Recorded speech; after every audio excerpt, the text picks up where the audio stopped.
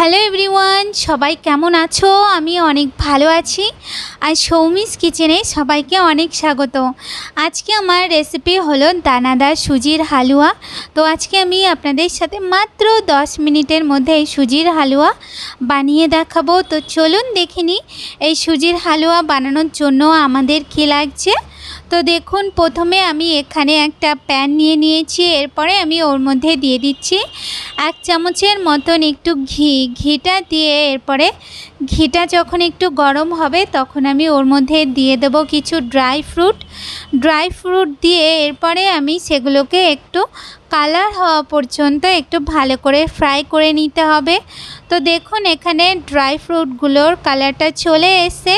এই সময় আমি ড্রাই ফ্রুটগুলোকে একটু তুলে আলাদা পাত্রে নিয়ে এরপরে আমি ওর মধ্যে দিয়ে দেব আবারও 1 চামচের মতন একটু ঘিটা দেওয়ার পর ঘিটা যখন একটু গলে যাবে তখন আমি ওর মধ্যে দিয়ে দেব, এখানে আমি দিয়ে দিচ্ছি 1 বাটির মতন সুজিটা দিয়ে এরপরে আমি সুজিটাকে ভালো করে একটু ভেজে নেব।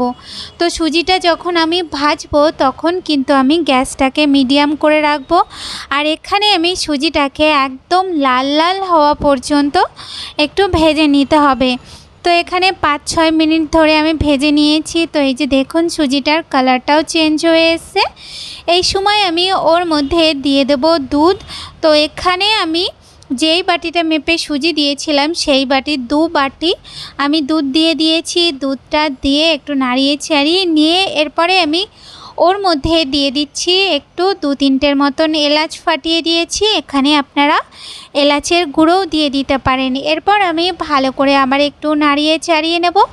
নাড়িয়ে চাড়িয়ে দেখতে পাবেন যে একটু শুকনো শুকনো ভাব হয়ে আসছে। এই সময় আমি ওর মধ্যে দিয়ে দেব চিনি। তো এখানে আপনারা যেমন মিষ্টি খেতে পছন্দ করবেন সেই বুঝে আপনারা চিনি দিয়ে দেবেন। চিনিটা দিয়ে আমি আবারও একটু নাড়িয়ে নেব 3 থেকে 4 মিনিটের মতো নাড়িয়ে নিয়ে তারপরে আমি ওর মধ্যে দিয়ে দেব যেই ড্রাই ফ্রুটগুলোকে আমি ভেজে তুলে রেখেছিলাম সেইগুলোকে আমি ওর মধ্যে দিয়ে দেব।